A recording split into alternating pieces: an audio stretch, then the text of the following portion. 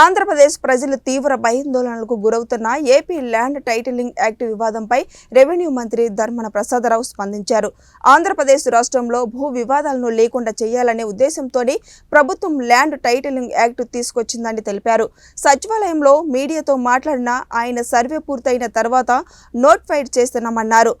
Sect holders ఇచ్చిన అభిప్రాయాలను తీసుకొని రూల్స్ చేస్తామన్నారు. ఇదివరకే పలు పిల్స్ హైకోర్టులో పడ్డాయి. హైకోర్టు ఇచ్చే డైరెక్షన్ కూడా అమలు చేస్తున్నామని ప్రకటించారు.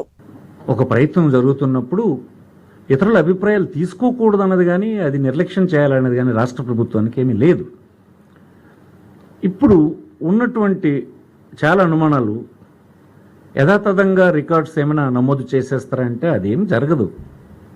ఫస్ట్ ఆంధ్రప్రదేశ్లో ఈ దేశంలో అత్యంత ఆధునికమైన టెక్నాలజీని ఉపయోగించి జరుగుతున్నటువంటి సర్వేని ప్రారంభించాం. ఇది దీని కనెక్టెడే.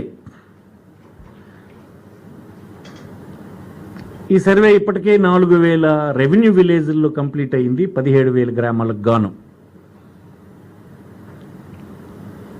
నెక్స్ట్ మిగిలినటువంటి 13,000 గ్రామాల్లో కూడా చాలా శరవేగంగా రెవెన్యూ రికార్డ్స్ అప్డేషన్ జరుగుతున్నాయి. Updation through survey. ఈ సర్వే ఎంత పర్ఫెక్ట్ సర్వే అంటే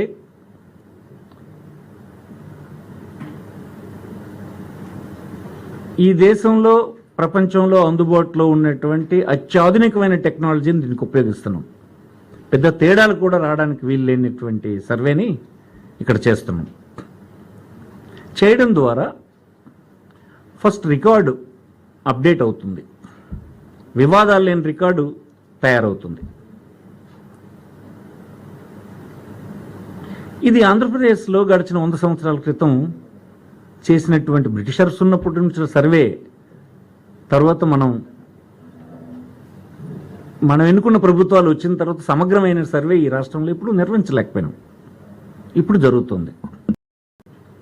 విశాలమైన ప్రజల అవసరాల్ని, వారి ఇబ్బందుల్ని దృష్టిలో పెట్టుకొని భారత ప్రభుత్వం అధ్యయనం చేసిన ఒక అంశాన్ని అన్ని రాష్ట్రాల కంటే ముందు టేకప్ చేసింది తప్ప